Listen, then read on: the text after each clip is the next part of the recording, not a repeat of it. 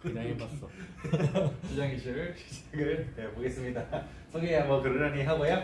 이번 주에 말씀드릴 내용은 일단 이전 2주 동안의 지표 해석 먼저 드리고요. 왜 공산권 옆 나라들이 잘 살까에 대해서 좀 역사적인 얘기를 잠깐 좀 드리도록 하겠습니다. 그리고 이제 역사 얘기 없다 했는데 그 고려 역사가 없다는 거고 조금 있습니다.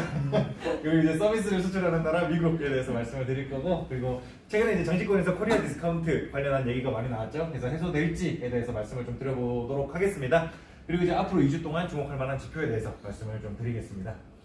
지난주 지표에 대해서 말씀을 드리자면요. 일단은 인민은행의 기준금리를 동결을 했습니다. 근데 아무래도 이제 기준금리를 인하해야 된다는 시장의 기대는 계속해서 나오고 있어요. 그러니까 아무래도 중국이 지금 디플레이션 우려가 되게 심하고 있고 침체가 지금 코앞이다라고 얘기를 하고 있다 보니까 금리를 낮추겠거니라고 시장은 기대를 많이 하고 있는데, 아무래도 미국의 기준금리가 5.5%다 보니까 금리를 낮췄을 때 위안화 약세에 대한 우려가 되게 큰 상황이고, 그래서 이제 외국인 자금이 빠져나갈 가능성이 더 커지다 보니까 금리 인하까지는 못 하고 있고, 그나마 이제 하고 있는 게 지준율을 낮추고 있어요. 지준율, 지급 준비율이라고 해서 은행 산업이 되게 규제 산업이잖아요. 그래서 이제 정치권에, 그러니까 정부에서도 니네 은행 산업 하고 싶으면 예금 받은 거에서 대출을 내줘서 돈 벌 텐데 최소한 요만큼은 은행 곳간에 킵해놔라. 요게 이제 지급 준비율의 개념이고, 중국의 경우에는 2000년대 초반에만 해도 지급 준비율이 20%였어요. 그러니까 이제 10억을 받으면 8억만 빌려주고 2억은 킵해놔라 였었는데, 최근에 지급 준비율을 계속 낮춰가지고 평균 거의 8%대까지 낮아진 상황입니다.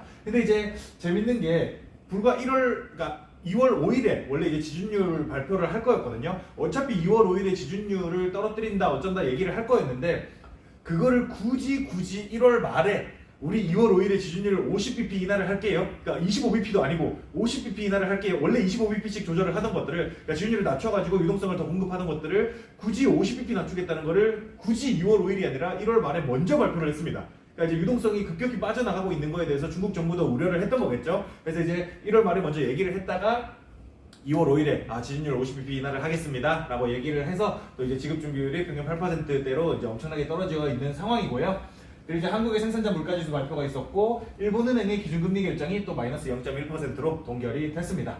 그리고 이제 2년물 국채 입찰, 이제 다시 또 금리가 또 올라가는 분위기예요. 발행시장에서. 그 전에 발행됐던 게 4.314%였던 게 4.365%로 이제 5bp 정도 상승을 해 있는 상황입니다. 그리고 이제 미국의 원유 재고가 계속해서 좀 많이 떨어졌었고, 이게 또 재밌는 게 지금 70불에서 75불 사이에서 왔다 갔다 하는데, 요때가 또 76불까지 올라갔을 때거든요. 그러니까 이제 유가가 많이 올라갈 때 재고를 많이 소진하고 있다라는 게 확실히 좀 보이고 있는 것 같습니다. 그리고 또 70불 언저리로 오게 되면 또 이제 재고를 또 쌓아놓고 있는 모습들을 볼 수가 있고요.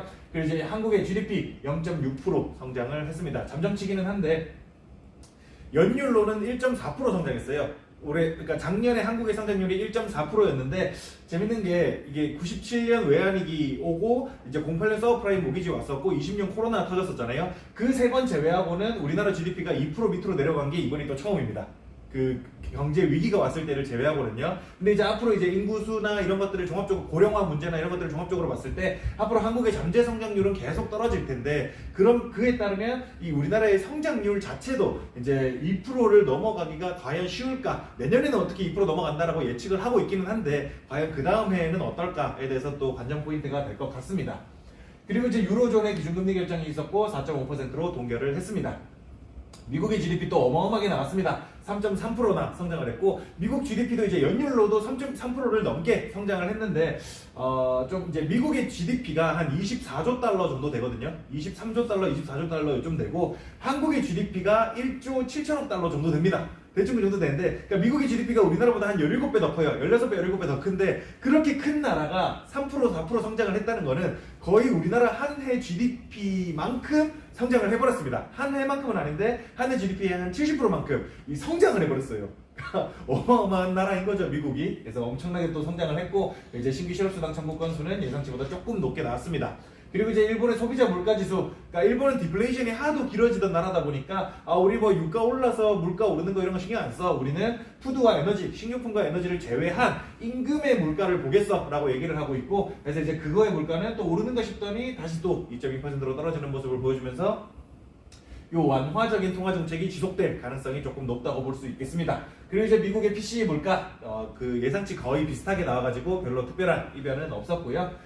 지난주 지표에 대해서 말씀드리자면 독일의 GDP 마이너스 0.3%로 전분기에 이어서 두 번 연속 마이너스 GDP 성장이 나오면서 기술적으로 침체에 진입했다고 보고 있습니다. 그리고 이제 유로존은 겨우 0.0% 그러니까 이제 본전치기를 해가지고 기술적으로 침체는 면하기는 했습니다. 그리고 이제 미국의 잡 오프닝 또 이제 새로운 한 달이 시작되면 또 이제 일자리에 관련된 지표들이 쭉 나오죠. 미국의 잡 오프닝 그러니까 구인이 얼마나 많아졌냐 하는데 875만이라고 예상을 했던 게 900만이 또 나온 겁니다. 그래서 미국 기업들이 구인을 또 많이 하고 있구나라고 볼 수 있는 거고. 여기서 또 이제 좀 관련해서 재밌는 얘기가 있는 게 뭐냐면 AI가 발전을 하면서 우리가 이제 다들 예상했던 것들은 뭐 아티스트 이런 직업을 제외하고는 일자리가 다 없어질 거다라고 예상을 많이 했었잖아요. 근데 이제 진짜 미국의 재밌는 상황이 뭐냐면 화이트 칼라 일자리가 오히려 없어지고 있다는 거예요. 근데 지금 뭐 미드전이며 뭐며 이런 것들 보면 그림은 잘 그리고 막 음악 작곡 작사 다 하잖아요. 그 AI가 오히려 블루 칼라의 일자리들, 그러니까 이제 석유 캐고 뭐 노가다 하고 배관공하고 이런 것들은 오히려 AI가 못 하더라는 거예요. 오히려. 그래서 진짜 재밌는 게 사람들이 예상했던 거하고 전혀 다른 방향으로 가고 있습니다. 화이트 칼라의 일자리는 없어지고 있고, 그러니까 마찬가지로 프로그래머도 마찬가지예요. 그래서 빅테크 기업들이 감원을 엄청 할 수 있는 것도 AI의 발전으로 인해서 굳이 프로그래머가 필요 없어지기 때문이기도 하거든요.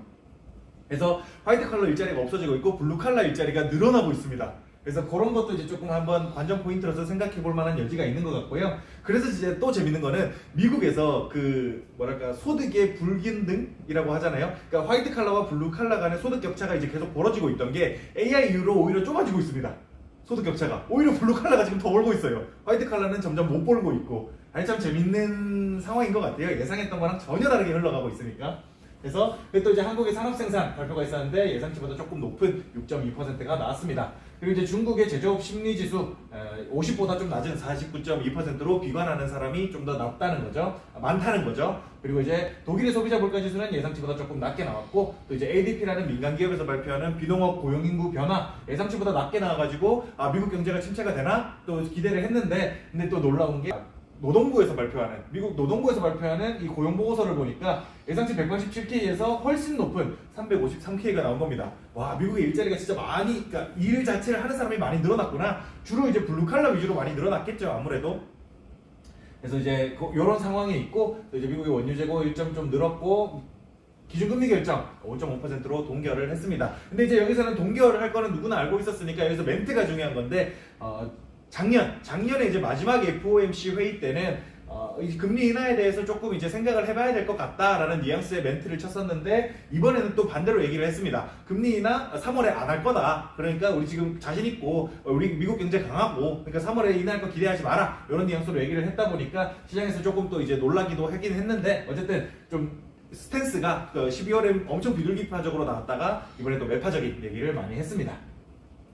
그리고 한국의 무역수지 3억 불 흑자를 봤습니다. 이번에 1월 무역수지 발표를 하면서 정부에서 얘기를 한 게 반도체 수출이 64%인가 늘었대요. 엄청나게 많이 늘었다고 이제 홍보를 많이 했는데, 근데 이제 웃긴 게 뭐냐면 작년 1월에는 마이너스 43%인가 떨어졌습니다. 반도체 수출이. 그래서 이제 뭐 주식을 하시면 아시겠지만 마이너스 40% 갔다가 플러스 60% 올라오면 그래도 원금이 안 되거든요. 이게 재밌는 거죠. 그래서 반도체 수출도 재작년에 비해서는 아직 여전히 떨어져 있는 상태입니다. 근데 작년에 너무 떨어졌다 보니까 60% 오른 게 60%나 올랐다 이렇게 이제 표현될 뿐이지, 재작년에 비해서는 여전히 낮은 상태다라고 말씀을 좀 드릴 수가 있겠고요. 유로존의 소비자 물가 지수는 예상치보다 조금 높게 나왔습니다. 그리고 이제 영란은행의 기준금리 결정이 5.25%로 동결을 했고요. 신규 실업소득 청구 건수는 조금 많이 나왔습니다. 그리고 이제 한국의 소비자 물가 지수가 2.9% 예상했는 게 2.8%로 조금 낮아지고 있는 건가? 라고 기대를 하게 만들고, 한국은행이 바라는 물가는 2%입니다. 물가 목표는 2%고 2%가 될 때까지는 계속 고금리를 유지할 거다라는 뉘앙스의 이제 얘기들을 정책 담당자들은 계속 하고 있습니다. 그리고 방금 말씀드렸지만 고용 보고서에서 예상치보다 훨씬 높은 고용과 실업률 또한 예상치보다 훨씬까지는 아니죠. 좀 낮게 나옴으로써 미국 경기가 여전히 튼튼하구나라는 시장의 기대를 만들게 했습니다. 여기까지가 이제 제가 지난주와 지난주에 대한 지표에 대한 얘기였고요.